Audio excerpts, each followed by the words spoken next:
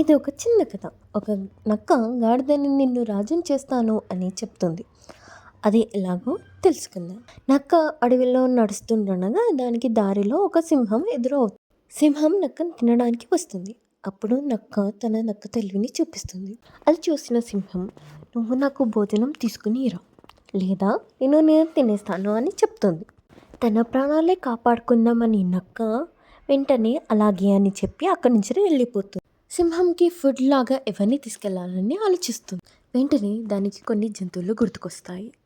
వీటిలో ఎవరిని నమ్మించి తీసుకుని వెళ్దామని అనుకుంటుంది.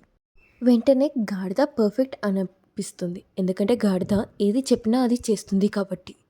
వెంటనే నక్క గాడిద దగ్గరికి వచ్చి ఇలా చెప్తుంది, ఇందాక సింహం కనిపించి ఇలా రిటర్న్ తీసుకుందాం అని అనుకుంటున్నా అని చెప్పే వరకు నాకు నువ్వే గుర్తుకు వచ్చావు. అందుకనే నీ పేరు చెప్పాను, అడవికి రాజుని చేయడానికి. అది విన్న గాడిద చాలా సంతోషంగా ఉంటుంది. నక్క గాడిదని ఒప్పిద్దామని, నువ్వు చేసిన పని ఇంకెవరైనా చేస్తారా, అందరూ నీకు రెస్పెక్ట్ ఇస్తారు, నువ్వు రాజు అయితే అని చెప్పి ఒప్పిస్తుంది. కానీ అని చెప్పి నువ్వు రాజు అవ్వగలవా అని సింహం నిన్ను పరీక్షిస్తుంది అని నక్క గాడిదతో చెప్తుంది. నక్క మాటలు విన్న గాడిద రాజు అవుతాను అని సంతోషంతో సింహం దగ్గరికి వెళ్తుంది. గాడిదని చూసిన సింహం వెంటనే అటాక్ చేస్తుంది. దాని చెవిని తింటుంది.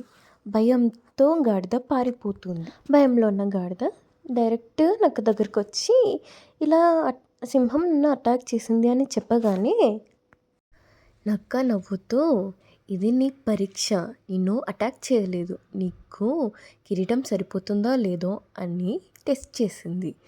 నీ చెవులు అడ్డుగా వస్తాయి అని అందుకనే దానిలో ఒక చెవిని తీసేసింది అని చెప్పగానే గాడిద నమ్ముతుంది. నక్క నువ్వు మళ్ళీ సింహం దగ్గరికి వెళ్ళు అని గాడిదతో అంటుంది. ఈసారి సింహం తన తోకని తినేస్తుంది. మళ్ళీ గాడిద పరిగెత్తుంది. గాడిద నక్క దగ్గరికి వచ్చి మళ్ళీ ఇలా అటాక్ చేసింది అని చెప్పగానే మళ్ళీ నక్క నవ్వుతుంది. అయ్యో, సింహం నీకు మళ్ళీ టెస్ట్ పెట్టింది, నిన్ను అటాక్ చేయలేదు అని చెప్తుంది. రాజు అవ్వాలంటే సింహాసనం మీద కూర్చోవాలి కదా, అందుకని సింహం నీ తోకని తినేసింది అని చెప్తుంది. అది నీకోసమే కానీ తన కోసం కాదు అని చెప్పగానే గాడిద నక్క మాటలు వింటుంది. మళ్ళీ గాడిద వెళ్తుంది. ఈసారి సింహం గాడిదని చంపేసి తింటుంది. నక్క అక్కడికి వస్తుంది. సో సింహం అడుగుతుంది, అన్నీ ఉన్నాయి కానీ గాడిదలో బుర్ర లేదు ఏంటి అని అడుగుతుంది. నక్క సమాధానంగా, ఒకవేళ ఉంటే ఒకసారి మోసపోయింది, చెవులు పోయాయి, రెండోసారి మోసపోయింది, తోకపోయింది, ఆఖరికి మళ్ళీ మోసపోయింది, చనిపోయింది. ఈ కథ సారాంశం ఏంటిదంటే, తీయని మాటలు నమ్మొద్దు. మీకు సలహా ఇచ్చే ప్రతి ఒక్కరూ మంచి ఉద్దేశం ఉండదు.